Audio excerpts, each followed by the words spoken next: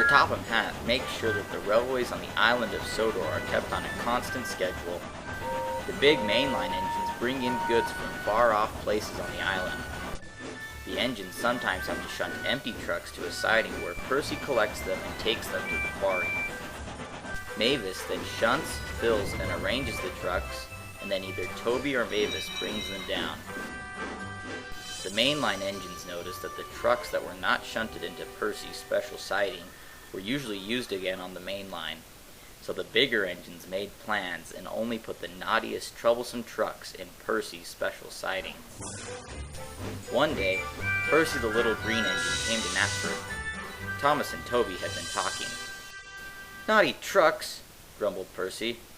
"What's wrong this time?" Toby asked. Percy explained to them that today some naughty trucks at the quarry pushed him into some buffers. He wasn't hurt, but now he was very cross. Thomas hoped the best for Percy, but had his usual branch line train. With a whistle and a wave, he had to leave. Just then, James puffed in, very cross as well. "Where's my goods train, Percy?" he huffed crossly.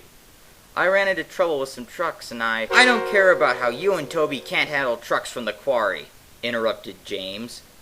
"Can't handle?" objected Percy. "Go fetch your own train if you want to be so rude," he huffed crossly. Soon James had shunted himself a train full of empty cars from the quarry that had been in Percy's special siding. "Bossy boiler," huffed Percy. Toby agreed, and both of them went to go play games with the trucks in the yard. They always had fun biffing and bashing the trucks. They had a great time. Meanwhile, though, James was still unhappy. The trucks were naughty and causing much trouble.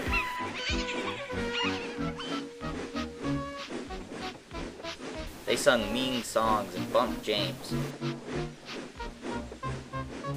James was cross and had to repeatedly stop to have his crew go and fix the trucks' brakes when they would slip on purpose.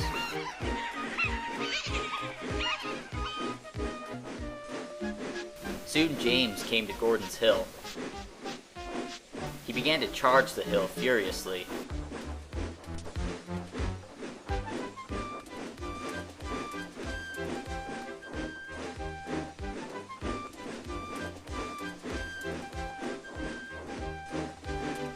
But as he was going up, the trucks jerked and the coupling snapped. The last two cars in the brake van rolled down the hill. The guard blew his whistle to alert the crew, but James couldn't hear him. The guard then telephoned for help. James continued puffing on, and he went on his way.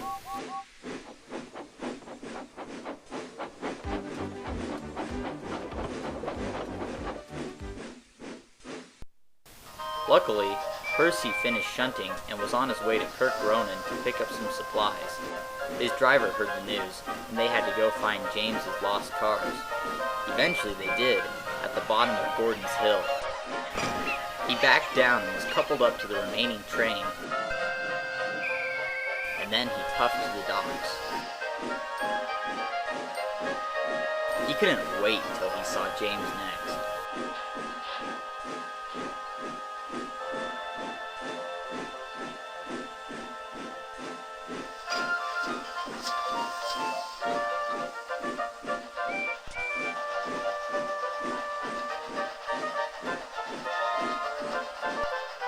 James had been waiting at the docks, and the docks' manager was chewing him and his crew out for being so careless about losing their train.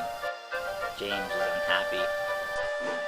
Percy finally puffed into the docks with the missing cars. "James, are you missing something?" asked Percy. "I don't see a brake van at the end of your train." "We lost some trucks at Gordon's Hill," huffed James crossly. Percy laughed at him. "Look who can't handle quarry trucks now," Percy snickered. "Luckily for you, though, I happen to have the rest of your train left behind me." James looked back, and indeed Percy did. James felt ashamed.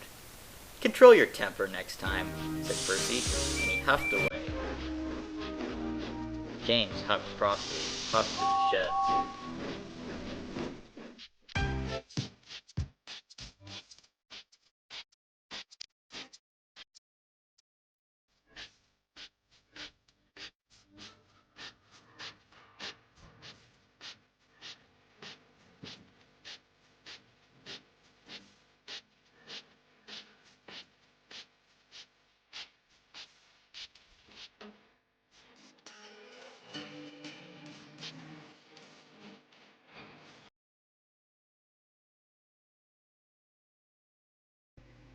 Next time on Thomas and Friends.